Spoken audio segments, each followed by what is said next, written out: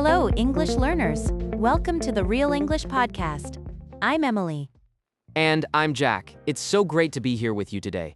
We have a really fun topic for our advanced learners today. Oh yeah, we are diving into passive-aggressive workplace emails. Right? Those polite emails that actually hide a lot of frustration. Have you ever gotten an email like that, Emily? Definitely. Just last week, someone sent me the classic per my last email. Ouch. I really hate getting that specific phrase. Me too. It basically means, why didn't you read my message? Exactly. Why do people do that instead of just being direct? Well, corporate rules make us stay polite and professional at all times. Good point. That's why this lesson is so useful for real life. Yeah, understanding this subtext is a crucial skill for advanced English speakers. For sure. It helps you catch the true feelings behind polite office messages. Right, so you don't miss the hidden tension at your job. Are you ready to learn some tricky office phrases? I'm ready. Let's head over to the vocabulary preview and check them out. Subtext. This is our first important word for today's episode. Right? And it's a really useful one. What does it mean? It's the hidden, underlying meaning in a conversation or an email. Exactly. It's what you mean, but don't actually say out loud. You really have to read between the lines to find the subtext. Have you ever completely missed the subtext in a workplace email, Jack? Oh, definitely. I thought a coworker was happy, but they were actually annoyed. That happens all the time. Corporate people often hide their real feelings. Yeah, they really do. Let's move to our second vocabulary word. Veiled. So this adjective comes directly from the noun veil, right? Good point. A veil is a piece of cloth that covers your face. Exactly. So a veiled comment covers up your true emotional feelings. Right. You might see veiled anger or veiled frustration in a corporate email. It sounds very polite on the outside, but it's clearly angry underneath. Have you ever sent an email filled with veiled frustration, Emily? Oh, for sure. It's a lot safer than being directly angry at work. I totally agree with that strategy. Me too. Okay, let's move to our third word. Reiterate. This verb basically just means to say something again, right? Yes, it's a very formal and polite way to repeat a point. But in workplace emails, it usually carries a little bit of attitude.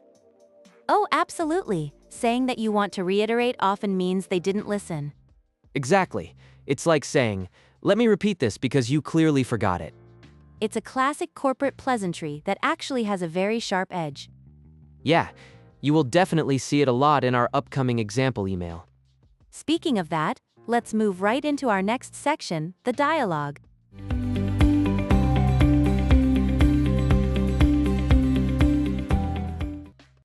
David, did you read that new email from Marcus? Yeah, I just saw it. It felt pretty hostile, right? Exactly. The subtext is so clear. He's furious about the delay.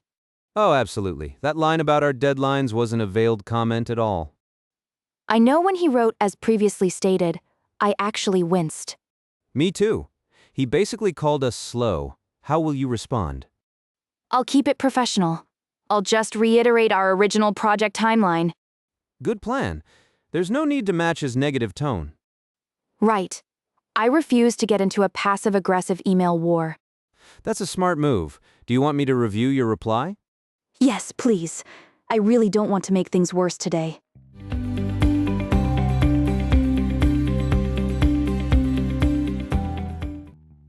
Welcome back. Let's look at some words we just used. Yeah, that dialogue was full of passive-aggressive office talk. It really was. Have you ever received an email like that? Oh, absolutely. It's so stressful. What word should we start with? Let's start with subtext. We said the subtext is so clear. Right, subtext. That's a great word for advanced learners. Exactly. It means the hidden meaning behind someone's words. Yeah, it's what people mean but don't say directly. Right? In our dialogue, the email seemed polite. But the subtext was actually angry and frustrated. Exactly. Next up is the word veiled. We mentioned it when saying it wasn't a veiled comment. What does veiled actually mean, Emily?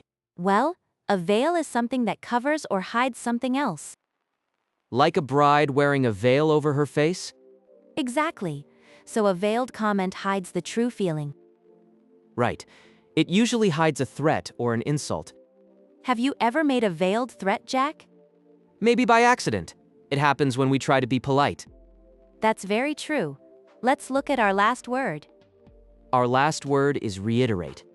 We heard, reiterate our original project timeline.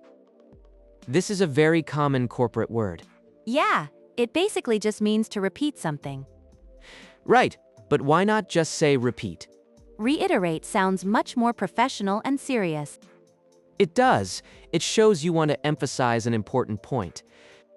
Exactly. Like, let me reiterate the rules. Or, I want to reiterate my support for this project. It's a strong word to use in meetings. Definitely, it helps you sound firm but still polite. These 3 words are perfect for decoding office emails. They really are. Now you can easily spot that hidden tension. We just talked about all those hidden meanings in emails. Yeah, workplace messages can really be a confusing minefield. Have you ever stared at an email for 10 minutes? Oh, definitely. I'm always wondering what they actually mean. Right. You're trying to find that frustrating subtext. So how do we talk about this in real life? Well, that's exactly what our Fluency Builder is for. Exactly. We want to give you some practical phrasing patterns. Let's start with the phrase, reading between the lines. That's a really great idiom for talking about subtext. You use it when you guess the hidden, real meaning. Right? Like when a message is veiled or slightly passive-aggressive. How would you use it in a typical office sentence?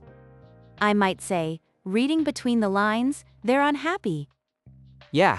Or, reading between the lines, the budget is frozen. It's perfect for sharing your theory with a coworker. What's another good pattern we can use today? What about the phrase, a polite way of saying? Oh, I actually use that specific pattern a lot. It helps when you translate a veiled threat or complaint. Can you give me a quick example of that one? Sure. Per my last email is a polite way of saying you forgot. That's so true. I hate getting that specific email. Or, with all due respect is a polite way of saying you're wrong. I love that pattern because it's so incredibly useful. It really is. What's our last phrase pattern, Jack? Let's look at a softer way to reiterate a point. Oh, instead of saying something harsh like, as previously stated? Exactly. That phrase usually sounds way too aggressive for work. So what should we try to say instead of that?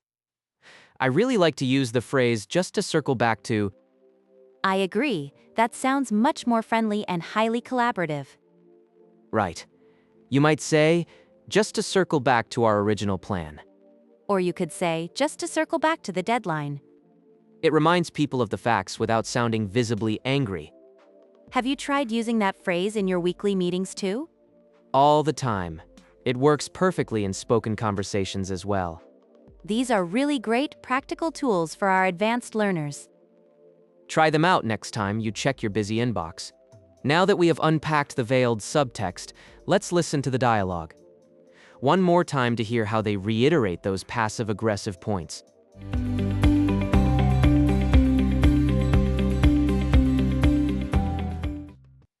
David, did you read that new email from Marcus? Yeah, I just saw it. It felt pretty hostile, right? Exactly. The subtext is so clear. He's furious about the delay. Oh, absolutely. That line about our deadlines wasn't a veiled comment at all. I know when he wrote as previously stated, I actually winced. Me too. He basically called us slow. How will you respond? I'll keep it professional. I'll just reiterate our original project timeline. Good plan. There's no need to match his negative tone. Right. I refuse to get into a passive-aggressive email war.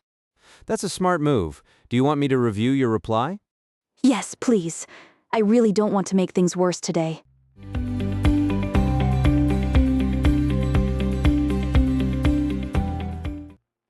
Hearing that dialogue again really highlights the tension, doesn't it? Yeah, it really does. That Marcus guy sounds awful to deal with. Definitely. I'm glad Sarah chose to stay professional. Right? Keeping it strictly factual is the best defense. Exactly. A passive-aggressive email war never ends well. Have you ever been dragged into one of those? Oh, once or twice early in my career. It was exhausting. Well, let's practice some of these advanced expressions now. Good idea. Practicing these out loud helps you sound more natural. We will play a few key lines from the conversation. Whenever you hear Sarah speak, just listen and repeat after her. Pay attention to the tone and the rhythm. Ready? Exactly. The subtext is so clear. He's furious about the delay. I know. When he wrote, as previously stated, I actually winced. I'll keep it professional. I'll just reiterate our original project timeline. Right? I refuse to get into a passive-aggressive email war. Yes, please. I really don't want to make things worse today. Great job with that practice, everyone. It really takes some time to master that corporate tone. But you are definitely on the right track. Thank you so much for learning with us today. Yes, we really appreciate it. If you enjoyed this episode, please like, share, and subscribe. It helps our channel grow and helps other English learners find us. We have plenty more workplace English topics coming up. So keep practicing, and we will see you again in the next video. Bye for now.